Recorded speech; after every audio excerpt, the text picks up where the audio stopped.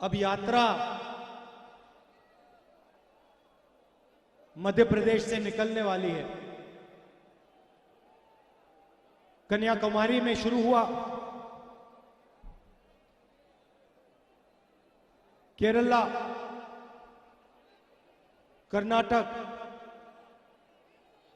तेलंगाना, आंध्रा, महाराष्ट्र, अब मध्य प्रदेश, और इसके बाद ये यात्रा राजस्थान, हरियाणा होकर दिल्ली पहुंचेगी और फिर श्रीनगर तक ये यात्रा जाएगी और वहां पे हमारा जो तिरंगा है उसको हम फहराएंगे। मगर ये जो यात्रा है ये कांग्रेस पार्टी की यात्रा नहीं है। जरूर कांग्रेस पार्टी के कार्यकर्ता इसमें भाग ले रहे हैं, चल रहे हैं, मगर अब यह यात्रा हिंदुस्तान की गरीब जनता, किसान, मजदूर, बेरोजगार युवा, छोटे दुकानदार, स्मॉल और मीडियम बिजनेस चलाने वाले लोगों की यात्रा हो गई। और मैं ऐसे नहीं कह रहा हूं, क्योंकि अगर मैं दोहराता रहता हूं, अगर आप स्टेज पे देखें, हमारे कार्यकर्ताओं से बात करें, हमारे नेताओं से बात करें, तो सब आपको बताएंगे 8 घंटे चलने के बाद, 25-26 किलोमीटर चलने के बाद, 6-7 घंटे चलने के बाद किसी को यहां थकान नहीं हो रही। थकान क्यों नहीं हो रही? क्योंकि हम अपनी शक्ति का प्रयोग नहीं कर रहे हैं। आपने अपने प्यार को हमें दिया, पूरी की पूरी शक्ति मध्य प्रदेश के युवाओं ने, किसानों ने, मध्य प्रदेश के माताएं बहनों ने पूरी की पूरी शक्ति इस यात्रा में डाल दी, और इसीलिए हमें थकान नहीं है। और ऐसी भीड़ हर शहर में, हर कस्बे में, सड़कों पे दिखाई दे रही है। तो यात्रा का लक्ष्य क्या है? हमने यात्रा शुरू क्यों की? बीजेपी के लोगों ने कहा क्या टूटा है?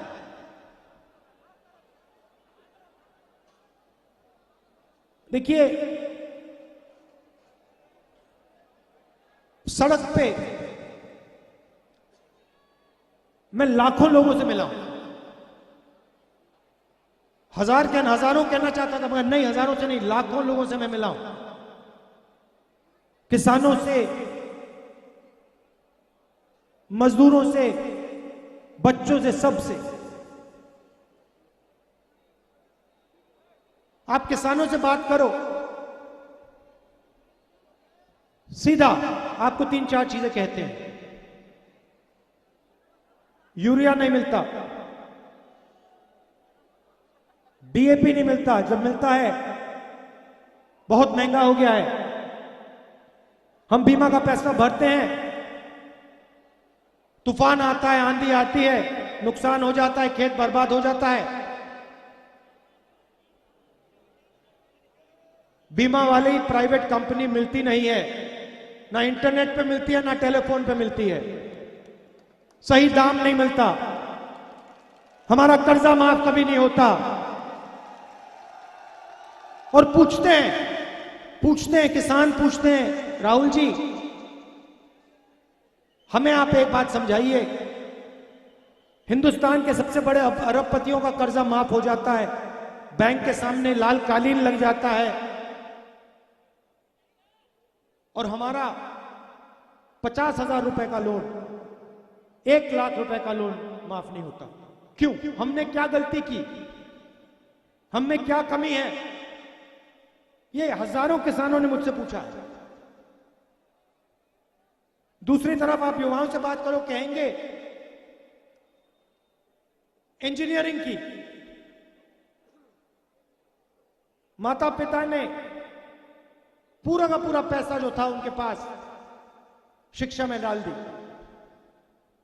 प्राइवेट कॉलेज, प्राइवेट यूनिवर्सिटी में पैसा डाला। इंजीनियर बनने का सपना था, पास हुए, पता लगा हिंदुस्तान में इंजीनियर नहीं बनता है। इंजीनियर जाके सड़कों पर मजदूरी करता है।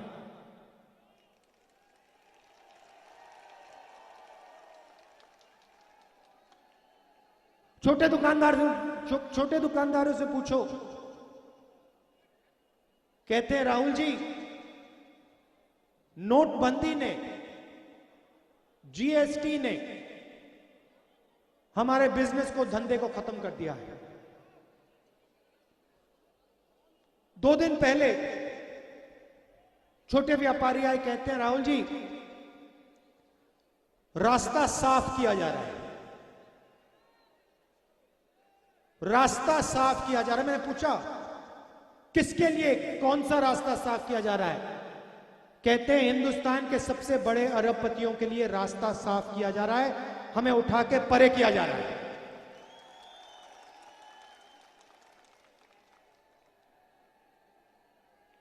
और फिर जहां भी इनको मौका मिलता है,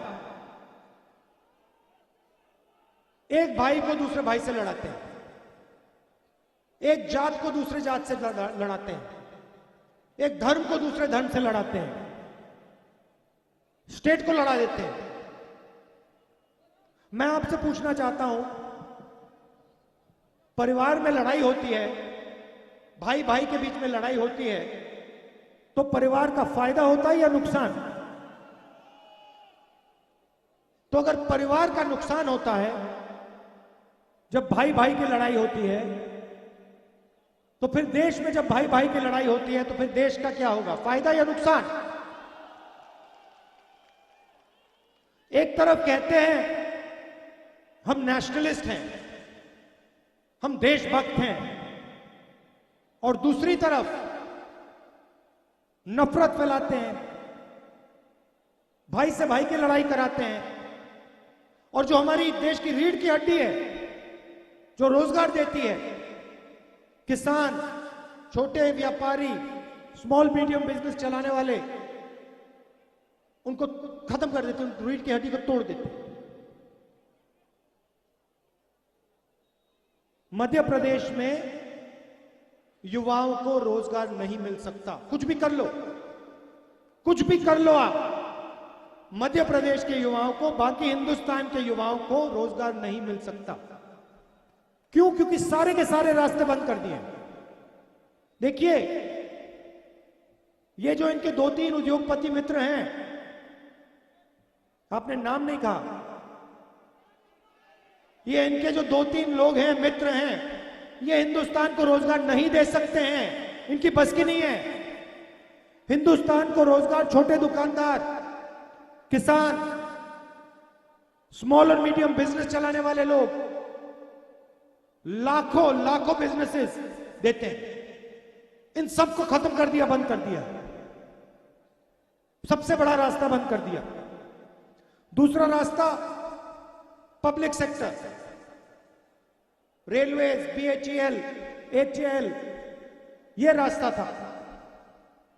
सारी की सारी पब्लिक सेक्टर की कंपनियों को ये बेच रहे हैं, उन्हीं 2-3 लोगों के हवाले कर रहे हैं, तो वो भी रास्ता बंद। तीसरा रास्ता सरकार में नौकरी, रोजगार, स्कूलों में, सरकारी अस्पतालों में, वो भी प्राइवेटाइज किया जा रहा है। आज एक बच्ची आई मेरे पास, मेरे साथ चली, कहती है राहुल जी मेरे स्कूल में तो टीचर ही नहीं है। मैं स्कूल जाती हूं, पढ़ने जाती हूं, टीचर ही नहीं है। सामने ब्लैक बोर्ड के सामने बैठ जाते हैं और घर चले आते हैं। यह है मध्य प्रदेश की शिक्षा।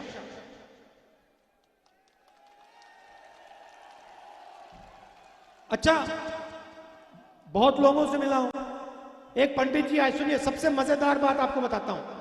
नहीं सर, ठहरिए, सुनिए सुनिए, सबसे मजेदार बात। पंडित जी आते मेरे पास, और बहुत गहरा सवाल किया उन्होंने मुझसे, पहले समझाया। कहते हैं राहुल जी, जो भगवान राम थे वो तपस्वी थे, उन्होंने अपनी पूरी जिंदगी तपस्या में डाल दी। सही या गलत? सही बात, ठीक है। फिर उन्होंने कहा गांधी जी हे राम कहते थे। गांधी जी का नारा था हे राम। हे राम का मतलब क्या बताइए? जब गांधी जी कहते थे हे राम, उसका मतलब क्या था? चुप हो गए? नहीं, हे राम का मतलब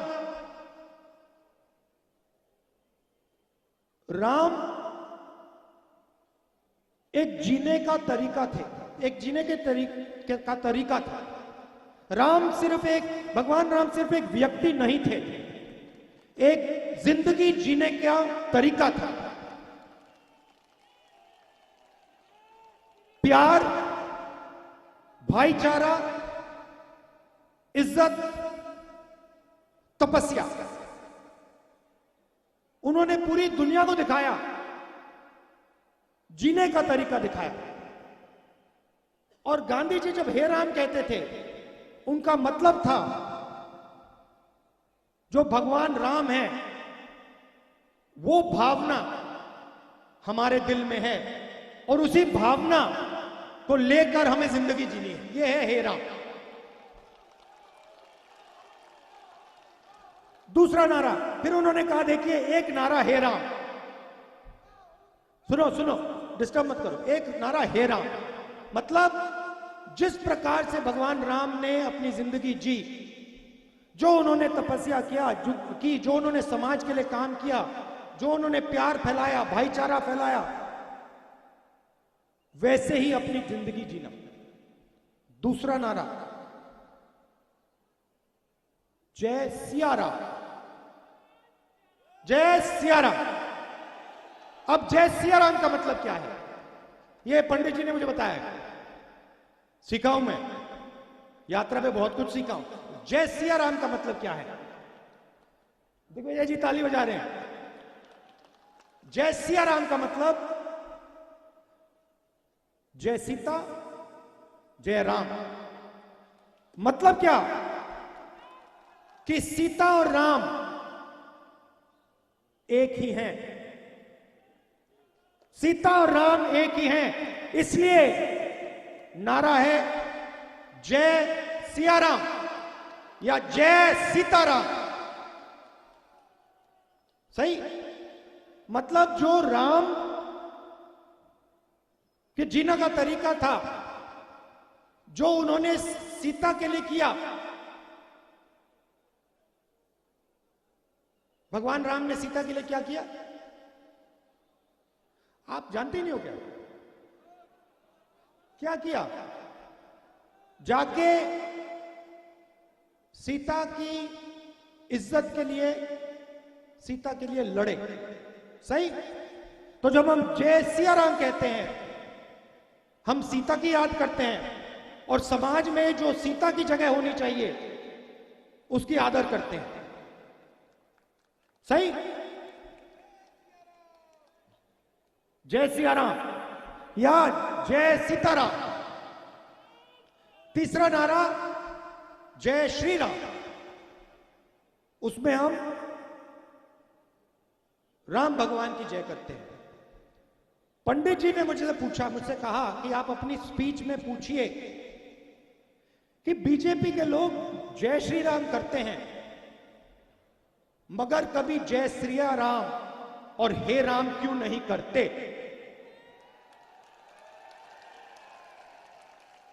मुझे बहुत अच्छा लगा, बहुत गहरी बात बोली, क्योंकि वो सबसे पहले आरएसएस के लोग, बीजेपी के लोग, क्योंकि वो सबसे पहले जिस भावना से राम ने अपनी जिंदगी जी, उस भावना से अपनी जिंदगी नहीं जीते हैं। क्योंकि राम ने किसी के साथ अन्याय नहीं किया। राम ने समाज को जोड़ने का काम किया। राम ने सबको इज्जत दी। भगवान राम ने किसानों को, मजदूरों को, व्यापारियों को, सबकी मदद की। सही? ठीक है। तो जो उनकी भावना थी, जो उनका जीने का तरीका है, उसको आरएसएस के लोग और बीजेपी के लोग नहीं अपनाते। और तीसरा नारा, शायद सबसे जरूरी नारा, वो सिया राम जय श्री राम तो कर ही नहीं सकते, क्योंकि उनके संगठन में एक महिला नहीं है।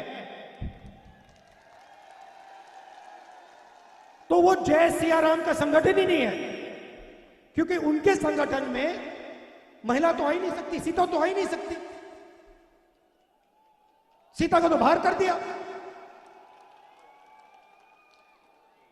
अब ये बहुत गहरी बात मध्य प्रदेश के एक पंडित जी ने सड़क पे मुझे कही।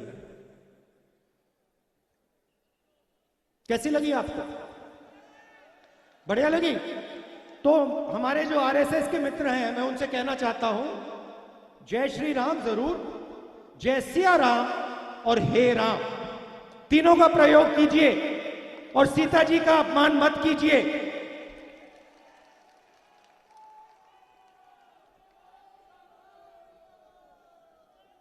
अच्छा, अब यात्रा का एक और लक्ष्य है। मैंने बेरोजगारी की बात की, थोड़ी सी मैं महंगाई की भी बात बोल देता हूं। पेट्रोल के दाम यूपीए के समय क्या थे? 60 रुपए। आज क्या है? 107। गैस के सिलेंडर कितने का आता था? 400। आजकल देखो भैया, अपना एक हाथ ले लो। ये मतलब 3 हाथों की जरूरत है। तो ये जो पैसा आपकी जेब में से निकल रहा है, जा कहां रहा है? पैसा गायब तो नहीं होता। आपको जब पैसा मिलता है, आप अगर उस पैसे को ऐसे रख के गिराते तो गायब तो नहीं होता ना, आपके जेब में से कहीं और जाता है ना? आप किसी दुकानदार को देते हो तो पैसा घूमता है। तो जब ये पेट्रोल का पैसा आपके जेब में से निकल रहा है, डीजल का पैसा निकल रहा है, गैस सिलेंडर का पैसा निकल रहा है, ये कहां जा रहा है? ये आसमान में तो नहीं जा रहा, समुद्र में तो नहीं जा रहा, हिंदुस्तान के सबसे बड़े 2-3 अरबपतियों के हाथ जा रहा है। वो कुछ भी कर सकते हैं भाई और बहनों, सड़क बनवा सकते हैं, पोर्ट खरीद सकते हैं, एयरपोर्ट उनके, सेलफोन उनका, माइक्रोफोन देखूंगा शायद उनका नाम इसमें मिल जाए। इसको इसके नीचे देखूंगा, देखो यहां भी उनका नाम मिल जाएगा। जूते में देखो, वहां भी उनका नाम, लाउडस्पीकर पे उनका नाम। तो 2 देश बन रहे हैं, एक अरबपतियों का, उसमें जो भी करना है कर लो, जो भी सपना है देख लो, और दूसरा बाकी हिंदुस्तान गरीबों का, किसानों का, मजदूरों का, छोटे दुकानदारों का, उसमें आप बेरोजगार रहो, महंगाई के अंदर डूबो। ऐसा हिंदुस्तान हमें नहीं चाहिए। हमें न्याय का हिंदुस्तान चाहिए। और इसलिए यात्रा श्रीनगर में जाकर तिरंगे को लहराएगी। आपने अपना प्यार दिया, मोहब्बत दी, दिल से आपका बहुत बहुत धन्यवाद। नमस्कार, जय हिंद।